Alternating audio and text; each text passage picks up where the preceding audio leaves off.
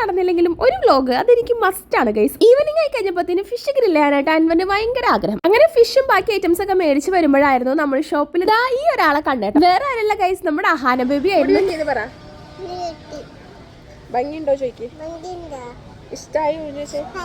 നാട്ടിൽ പോയി വന്നതിന് ശേഷം ആദ്യമായിട്ടാണ് അഹാന ബേബി ആയിട്ട് ഞാൻ വ്ലോഗ് ചെയ്യുന്നത്. ഹെയർ ഒക്കെ കട്ട് ചെയ്തെല്ലാം സെറ്റ് ആയിട്ടിരിക്കുകയായിരുന്നു. അതിന്റെ ഹാപ്പിനെസ് ആണ് ഈ കണ്ടോണ്ടിരിക്കുന്നത് കേട്ടോ. പർച്ചേസിംഗ് എല്ലാം കഴിഞ്ഞ് നമ്മൾ തിരിച്ചു പോകുമ്പോഴായിരുന്നു ഞാൻ ഒരു കാര്യം ശ്രദ്ധിച്ച ഫുൾ മൂൺ ആയിരുന്നു ഗൈസ്. പിന്നെ നമ്മൾ നേരെ പോയത് അഹാന ബേബിന്റെ വീട്ടിലേക്കായിരുന്നു. അപ്പൊ എനിക്ക് പുതുതായിട്ട് മേടിച്ച ടോയ്സ് ഒക്കെ കാണിച്ചു തരാം കേട്ടോ.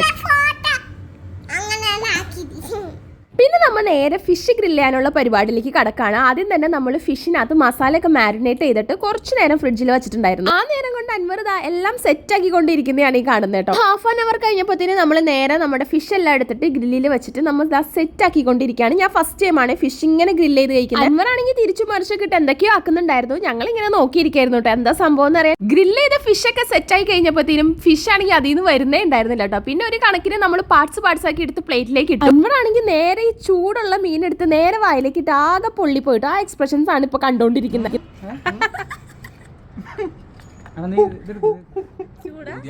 പിന്നെ ഞാനും ട്രൈ ചെയ്ത് നോക്കി. സംഭവം നല്ല ടേസ്റ്റ് ഉണ്ടായിരുന്നു. അങ്ങനെ നമ്മുടെ അഹാന ബേബിക്കും സംഭവം നല്ല ഇഷ്ടപ്പെട്ടുണ്ടായിരുന്നു. അപ്പൊ നമ്മുടെ ഇന്നത്തെ ഫ്രൈഡേ വ്ലോഗ് ഇത്രയൊക്കെ ഉള്ളൂ കേട്ടോ. സോ നമ്മുടെ ഡിന്നർ എല്ലാം കഴിച്ചിട്ടായിരുന്നു പിന്നെ അവിടെ നിന്ന് വന്നിട്ടുണ്ടായിരുന്നേ. അപ്പം ഇത്രയൊക്കെ ഉള്ളൂ ഗൈസ് ഇന്നത്തെ വിശേഷങ്ങൾ. സോ നമുക്കിനി വേറെ വീഡിയോ ആയിട്ട് പിന്നെ കാണാം. ബൈ.